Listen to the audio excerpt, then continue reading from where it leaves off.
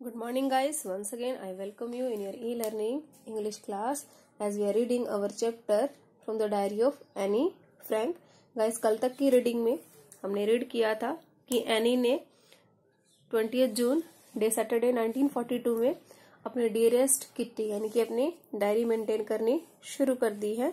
और जब उसने हमें बताना शुरू किया तो सबसे पहले उसने अपनी डायरी में अपनी फ्रेंड जीएस के बारे में बताया। इसके साथ साथ अपनी क्लास के 2 बॉयज सीएन एंड जैकस के बारे में बताया।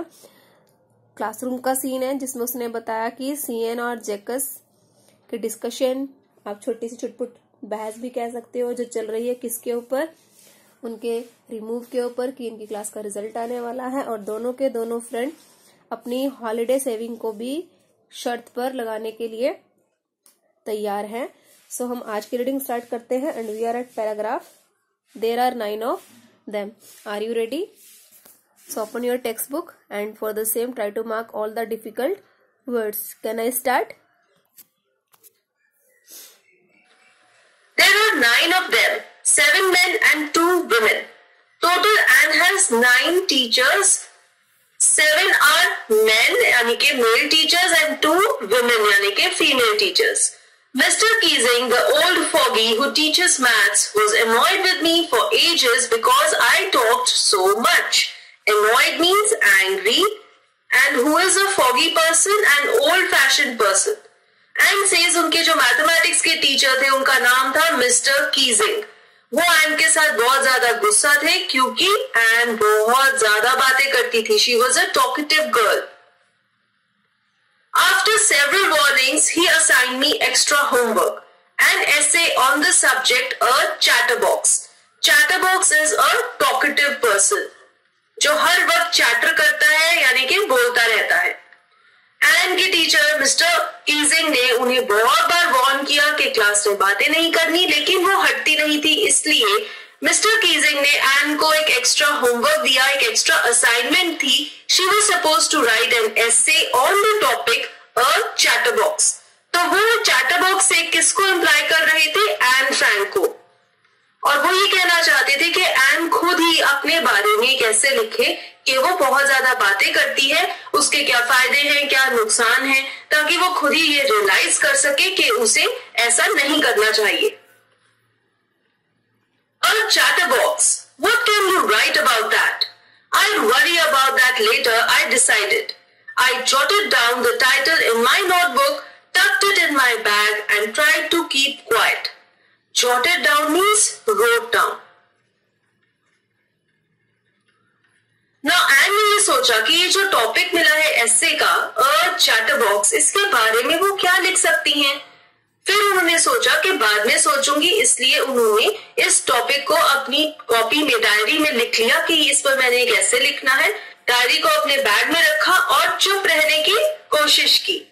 That means she is a compulsive chatterbox. Nature से ही उन्हें बातें करने की आदत है और हो सकता है इसीलिए उन्हें ऐसा लगता है कि उन्हें कोई ट्रू फ्रेंड नहीं है जिसके साथ वो अपनी इनर फीलिंग्स, अपने सीक्रेट्स शेयर कर सके। ऐसा कोई लिसनर नहीं है जिसको वो पूरा दिन अपनी बातें सुना सके, क्योंकि उन्हें बोलने का बहुत ज्यादा शौक है।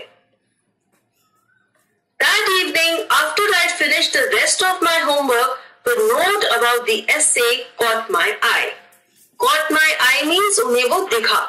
उन्हें ये एक बार फिर से याद आया कि उन्हें ऐसे लिखना है। She's got an extra assignment. I began thinking about the subject while chewing the tip of my fountain pen. Anne अपने फाउंटेन पेन की टिप को मुंह से चबा रही थी क्योंकि वो सोच रही थी कि ऐसे में क्या लिखूं। Anyone could ramble on and leave big spaces between the words, but the trick was to come up with convincing arguments to prove the necessity of talking. अब यहाँ पर हमें एन की एक और क्वालिटी पता चलती है, that she was very intelligent. Ramble on means to talk or write aimlessly for long. बहुत ही ज्यादा देर तक बिना किसी मतलब के कुछ भी बोलते रहना या लिखते रहना. That is to ramble on. Arguments means a statement made in such a manner that people believe it. आप एक लॉजिकल रीजनिंग देते हैं अपनी बात के लिए ताकि वो बिलीवेबल लगे, लोग उस पर विश्वास कर सके। बड़ी बड़ी जगह छोड़कर पेजेस भर सकती थी और उसमें कुछ भी लिख सकती थी जिसकी चाहे सेंस बने चाहे ना बने। लेकिन the trick means the main motive was to come up with convincing arguments। ऐसी बातें लिखूं, ऐसी लॉजिकल रीजनिंग दूं जिससे कि टॉकिंग की यानी कि बातें करने की नेसेसिटी प्रूव हो सके। वो ये प्रूव कर सके, मिस्टर कीजिंग को ये बता सके कि उनके लिए बातें करना, चैटरबॉक्स बनना कितना ज्यादा जरूरी है। एन ने ये सोचा कि वो ऐसे में कुछ ऐसी चीजें लिखेंगी जिनसे वो अपनी इस आदत को वैलिड बना सके, उसे एक लॉजिकल रीजनिंग दे सके और जस्टिफाई कर सके। So this shows she was so intelligent. Thank you. So guide यहाँ तक की रीडिंग कीजिए, इसके साथ साथ प्रीवियस जो वीडियो लिंक है उनको भी आपको रिवाइज करना है।